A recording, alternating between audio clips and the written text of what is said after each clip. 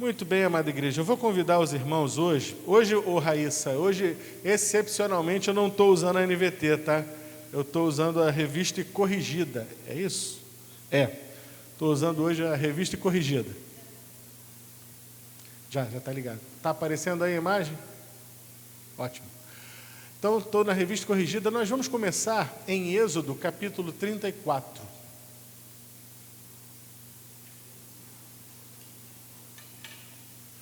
Foi bom ter assistido a aula hoje de manhã, a brilhante aula que o irmão Gilson deu na Escola Bíblica Dominical sobre a carta aos Hebreus.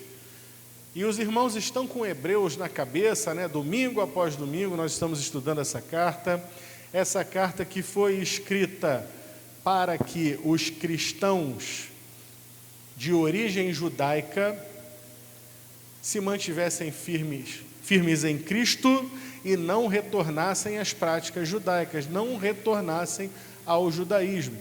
Por isso essa carta é tão importante, porque ela vai apontar como Cristo é superior. Ele é superior a Moisés, ele é superior aos anjos, ele é superior ao sacerdócio levítico, ele é superior a todas as coisas. A carta aos Hebreus mostra isso de maneira muito clara. Mas eu vou passar brevemente por Êxodo, vou chegar em João e vou concluir a mesma coisa que Hebreus, porque a Bíblia não se contradiz. A Bíblia é um volume escrito por diversos autores num período de 1600 anos e não se contradiz, porque ela é a palavra de Deus. Veja então, capítulo 34, deixa eu só dar um pano de fundo do que está acontecendo aqui. Moisés, depois de passar tempo no alto do monte com o Senhor, ele desce com as tábuas da lei. Quando ele desce com as tábuas da lei, ele encontra o povo fazendo uma orgia, adorando um bezerro de ouro. Moisés fica tão furioso que ele quebra as tábuas da lei, ele pega aquele bezerro de ouro, transforma em pó, dá para o povo beber, e Deus ainda manda matar um monte de gente. Foi feia a coisa, foi bastante feia. E ao final, depois de tudo tratado, o Senhor chama Moisés de volta. Sobe o monte de volta, mas dessa vez você vai trazer as tábuas que você quebrou.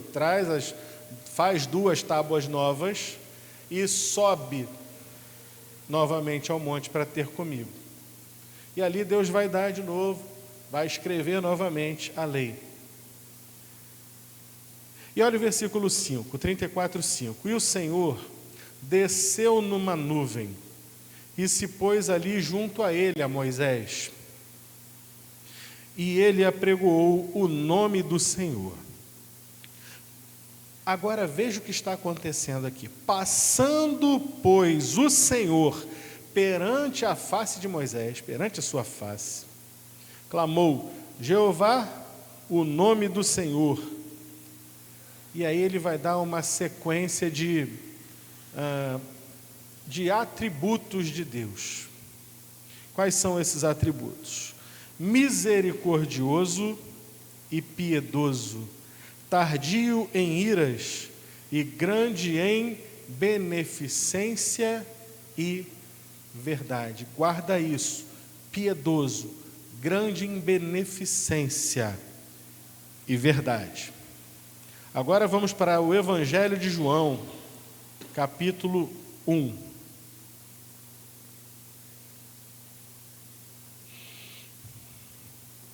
João 1, a partir do verso 9.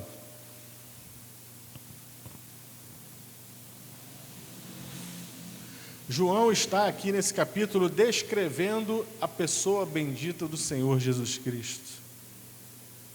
E ele vai dizer aqui a partir do verso 9. Ali, em Jesus, estava a luz verdadeira, que alumia a todo homem que vem ao mundo. Estava no mundo, e o mundo foi feito por ele, e o mundo não o conheceu.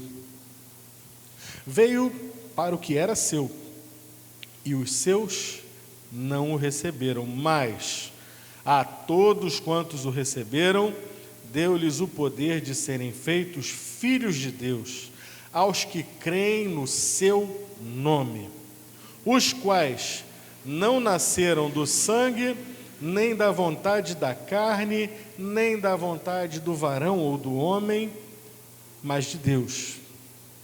E o Verbo, que é Jesus, se fez carne e habitou entre nós, e vimos a sua glória, como a glória do unigênito do Pai, cheio de graça e de verdade.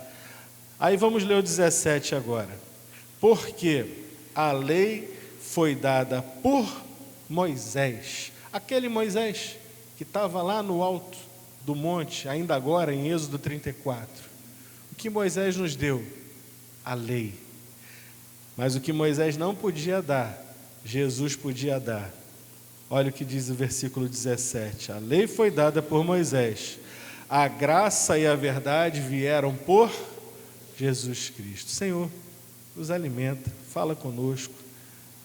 Cada um nessa manhã receba aquilo que o Senhor trouxe para dar, em nome do Senhor Jesus, por quem oramos. Amém. Jesus é Deus. Êxodo 34 nos diz que Ele é cheio de beneficência, favor, imerecido, graça e verdade. Moisés, o que pôde fazer, fez, cumpriu a ordem do Senhor e nos deu a lei, que Paulo mais adiante vai dizer, a lei foi apenas um aio, foi um escravo que ajudou a palmilhar o caminho, mas a graça e a verdade, Moisés não podia dar. Só Deus poderia dar a graça e a verdade, e nós conhecemos em Cristo a graça e a verdade de Deus. E aqui no Novo Testamento, no grego, a palavra para graça é charis e verdade, aletheia. Aqui nós percebemos que há uma coisa diferenciada. Moisés nunca produziu um filho de Deus. Moisés produziu um povo para o Senhor, gente que ouvia a voz do Senhor e se sentia servo do Senhor mediante o cumprimento da lei cerimonial. Mas a Bíblia não diz que Jesus era como Moisés, um servo. Aliás, o próprio Moisés um dia disse que Deus um dia mandaria alguém semelhante a ele, que seria, no caso, o Senhor Jesus, um profeta semelhante a ele. E Deus manda o seu filho. Às vezes nós fazemos certas confusões, porque quando aparece a palavra aqui, o filho unigênito, que a gente está acostumado a usar, fica parecendo que Deus gerou Jesus, então ele foi gerado. Mas não, Jesus é Deus. João prova isso aqui nesse mesmo capítulo, quando diz que no princípio o verbo estava com Deus e o verbo já era Deus. Ele é, Hebreus vai dizer mais adiante, num texto altamente teológico, que ele é assim como Melquisedeque, sacerdote segundo a ordem de Melquisedeque, sem princípio de dias e sem fim de dias, para simbolizar a eternidade de Cristo. Cristo é Deus, ele é eterno, ele não foi gerado por Deus. Então, quando a gente encontra na Bíblia termos como filho unigênito, não quer dizer que Deus gerou um subdeus ou um deusinho, um Deus filho, mas quer dizer que Cristo é da mesma espécie de Deus. Fica mais fácil da gente entender isso? É um igual. Ou seja, nós entendemos pela teologia que Deus é três. Ele é Deus Pai, Ele é Deus Filho e Ele é Deus o Espírito. Mas a essência é só uma. Deus é um em essência e três nas suas manifestações ao longo da história. Penso eu que seja por como tenha sido usado esse formato como uma forma de nós podermos compreender a manifestação de Deus. Deus é muito grande para que a gente pudesse compreender tudo sobre Ele.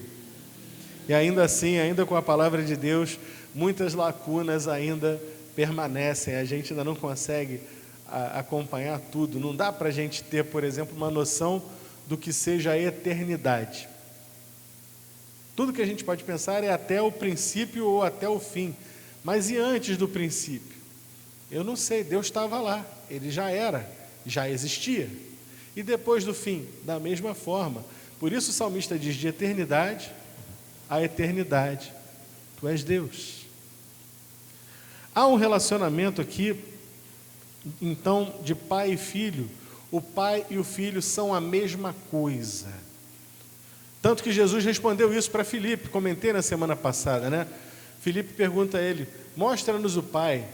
E ele diz: Filipe, tenho estado há tanto tempo com vocês, vocês ainda não entenderam? Quem me vê a mim, vê o Pai. É uma coisa só, é um ser só. Este filho, Jesus, ele é filho, mas ele não é gerado.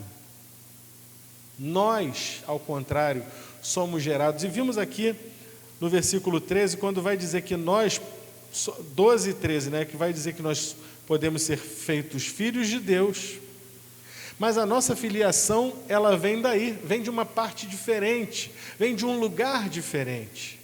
Quem nascer da carne é carne. E todos nós aqui nascemos uma vez da carne. Mas agora em Cristo, no segundo Adão, nós podemos nascer do Espírito. E aí de onde vem esse nascimento?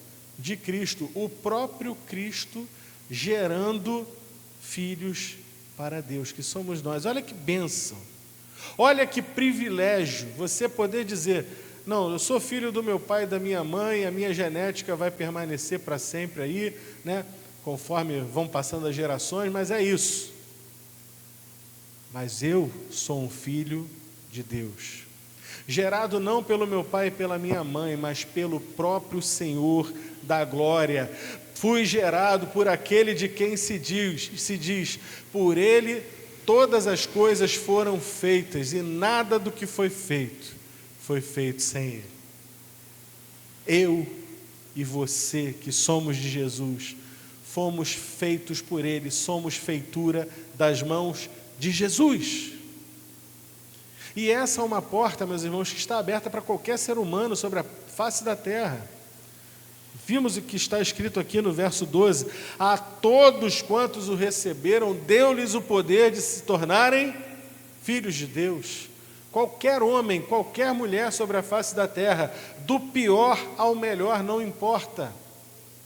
Basta chegar a Jesus pela fé e dizer: Senhor Jesus, eu me arrependo dos meus pecados, entendo que sou pecador, e entendo que o Senhor é o Deus da glória, o Senhor é o Salvador, e hoje eu quero me render aos teus pés e dizer: vem fazer morada em mim. Pronto, é simples assim. Pela fé mudou e ganhou algo que você não tinha antes, porque por ele veio a graça e a verdade. E a partir de agora existe uma comunhão com Deus que antes não existia. E a partir de agora existe algo que nós chamamos de conversão. O sujeito estava indo na direção do mundo, de repente ele, que estava morto, é vivificado pelo sangue do Senhor Jesus, e imediatamente as suas intenções do coração, o direcionamento do seu coração se volta ao contrário do lado para onde ele estava, e ele começa a querer caminhar na contracorrente do mundo. Ele olha para aquilo que o atraía e diz: não quero mais. Ele olha para as coisas que ele fazia envergonhado e diz: meu Deus, como é que pode? Eu estava envolvido com isso, eu praticava essas coisas. E ele olha para aqueles seus antigos companheiros e olha para eles com um olhar de amor e diz: eu preciso abrir os meus lábios, eu preciso falar para eles que o caminho que eles estão buscando não é um caminho bom, é um caminho que vai levar à perdição. Por quê? Porque agora, em Jesus, você teve contato com a graça. O que é graça mesmo, meus irmãos? um favor imerecido, um presente que você não fez nada para merecer. Você recebeu algo que você não merecia. Você recebeu a graça.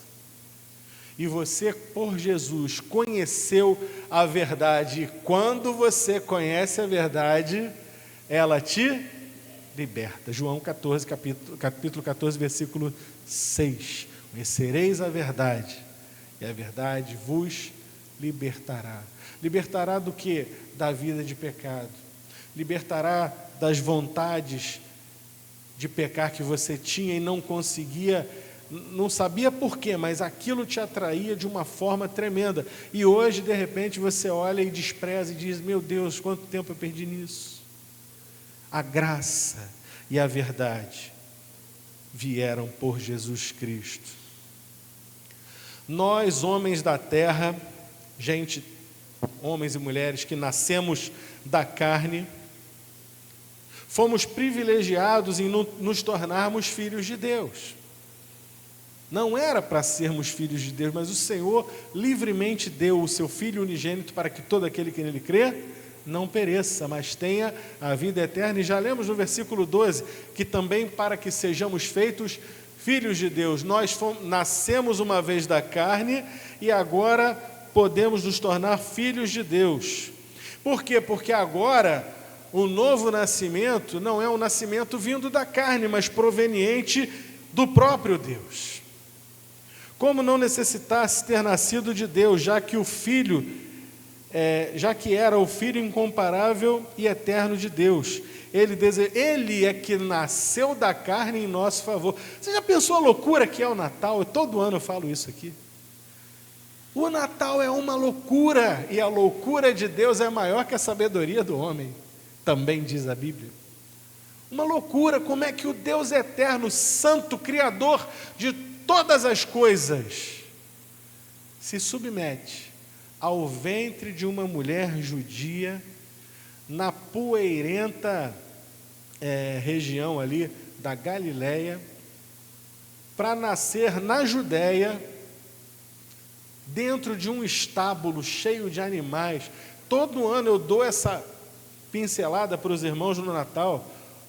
O Natal é uma prova de amor, porque quem já esteve dentro de um estábulo sabe como cheira um estábulo, sabe que ali tem animais, restos de alimento de animais, fezes de animais, e onde tem alimento de animal tem rato, e onde tem fezes tem mosca, e onde tem mosca tem barata, tem tudo que não presta. Era o pior lugar possível para nascer uma criança.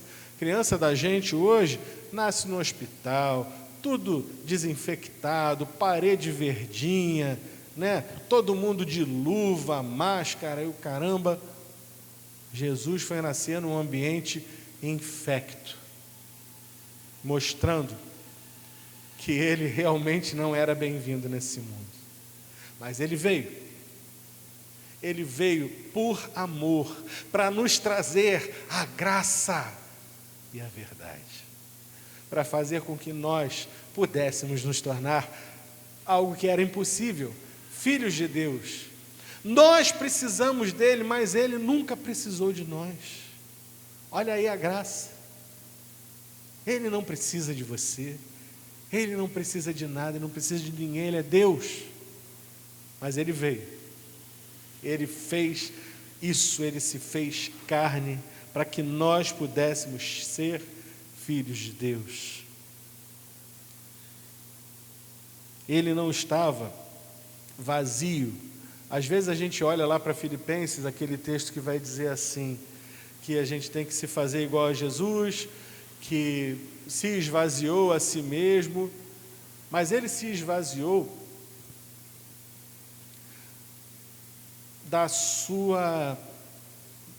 de certos aspectos da sua divindade, se esvaziou no sentido de submeter ao Pai e exercer somente mediante permissão do Pai.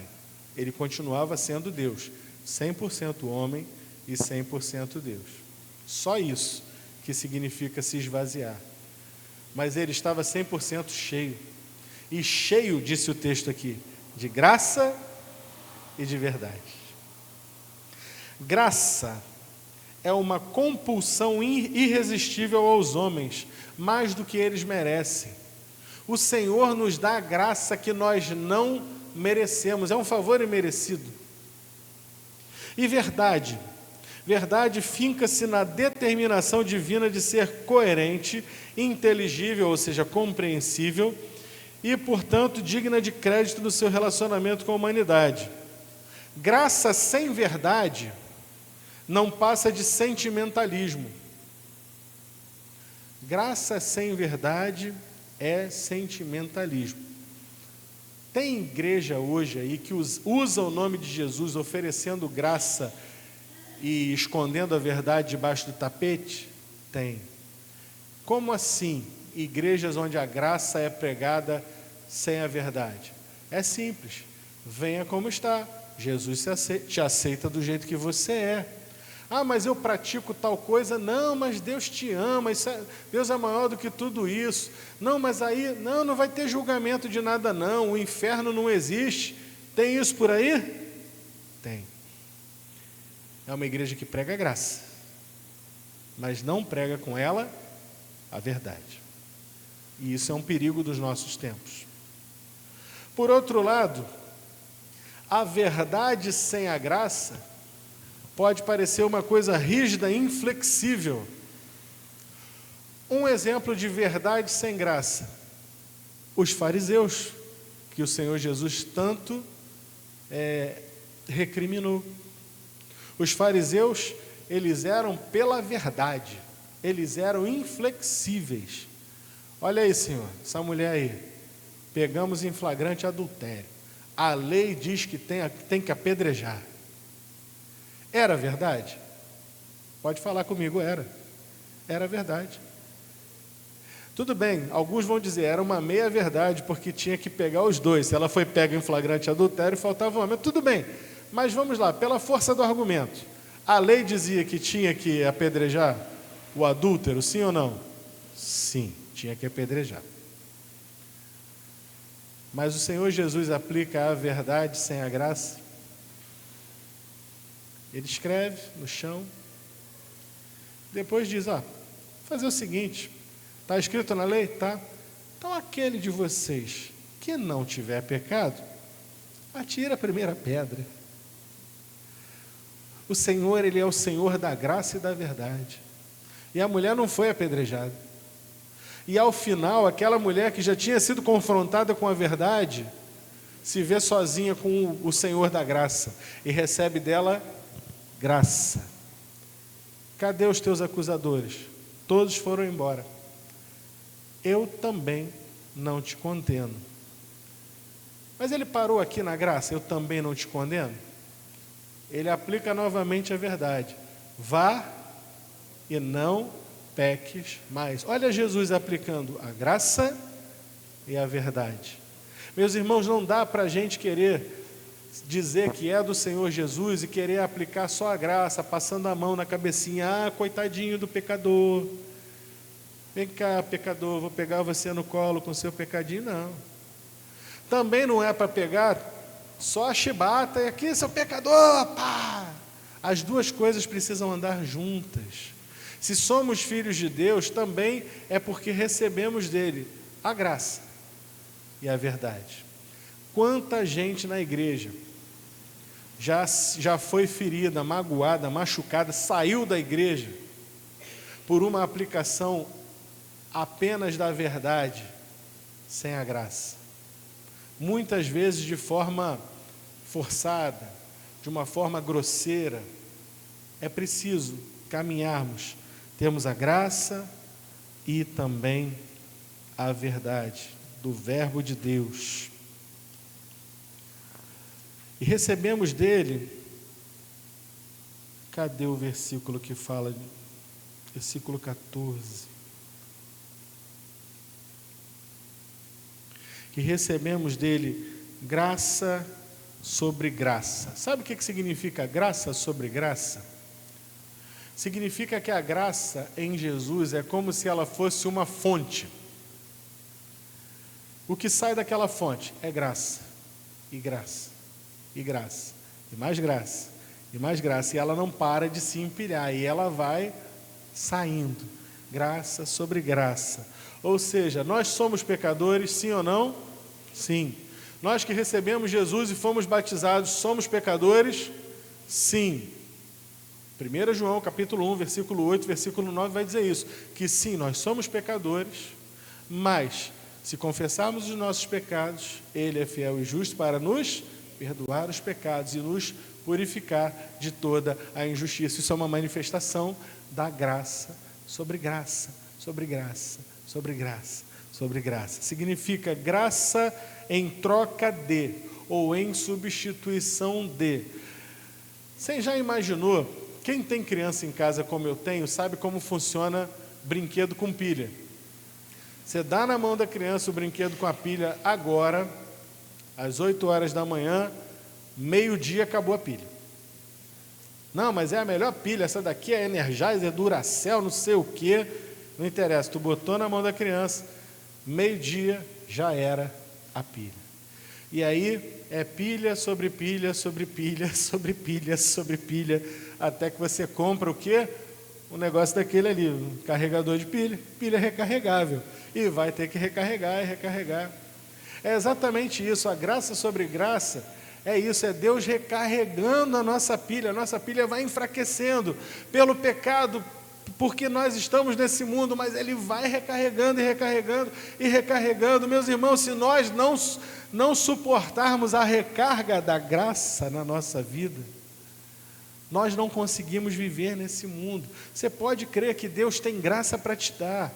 Ah, pastor, mas eu cometi um pecado, eu estou com vergonha. Meu irmão, vai ao Senhor, entrega ao Senhor, confessa ao Senhor, vai por mim, 1 João capítulo 1, versículo 9, entrega a Ele, diz para Ele: Senhor, está aqui o meu pecado, eu pequei novamente. Você vai receber dele uma coisa, aliás, você vai receber duas coisas. Você vai receber graça, na forma de perdão, e vai receber a verdade também, vai, não peques mais. E aos poucos você vai aprendendo, e você vai aprendendo, e você vai aprendendo, e você vai crescendo. Crescer dói, mas também te faz entender que você é alvo da graça do Senhor.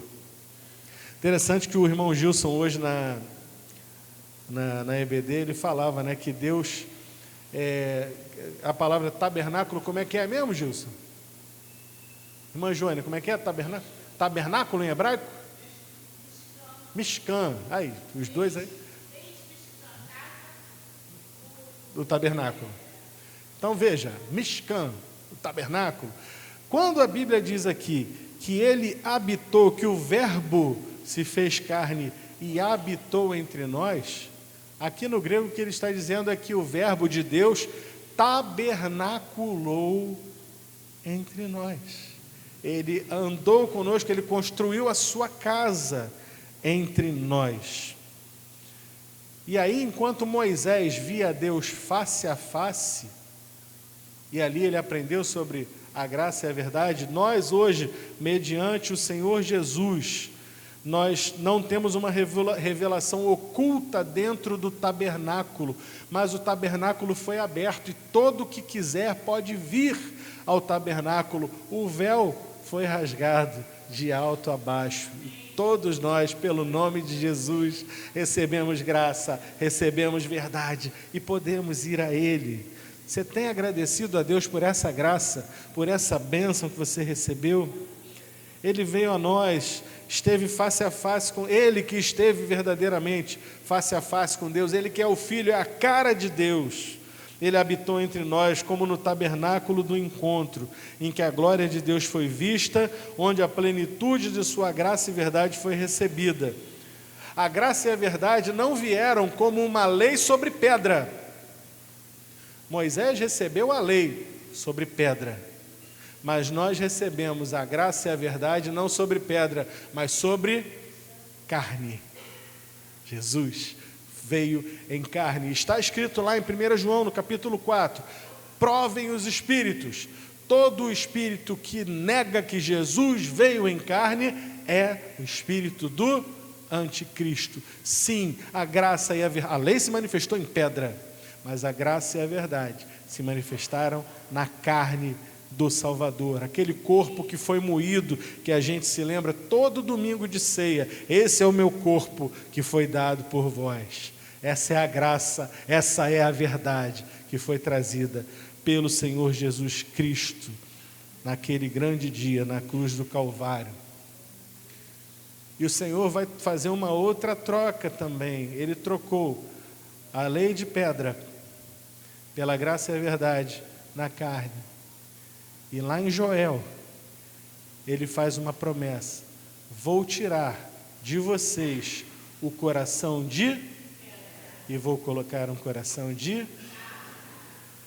E quando, em Atos capítulo 2, o Espírito Santo desce, e lá Pedro vai fazer o seu discurso em Atos no capítulo 2, ele vai dizer: isso aqui é o cumprimento daquilo que Joel falou: derramarei o meu espírito, os vossos filhos profetizarão, vossos filhos e filhas profetizarão, e os vossos velhos terão sonhos. Derramarei o meu espírito sobre toda a carne.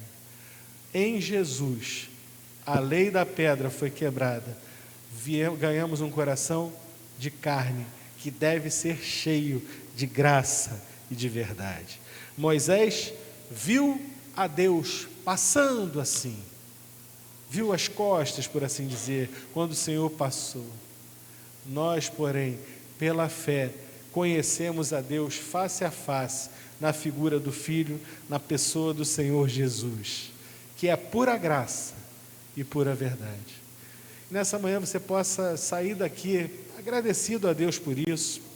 Nós possamos sair daqui com o nosso coração alegre, porque o Senhor nos deu graça, Ele nos deu verdade, Ele nos deu um coração de carne, tirou de nós um coração de pedra, porque Ele se deu ao trabalho de, sendo nós ainda pecadores, morrer na cruz, descer do céu e vir buscar a Juliana, vir buscar a Sônia, vir buscar Iraci, Felipe. Esse Deus tem que ser louvado na nossa vida todos os dias. Ó Senhor, louvado seja o teu nome. Obrigado. Obrigado pela graça. Obrigado pela verdade. Manifesta, Senhor, mais da tua graça e da tua verdade em cada um de nós. Em nome do Senhor Jesus, por quem oramos. Amém. Vamos louvar o Senhor.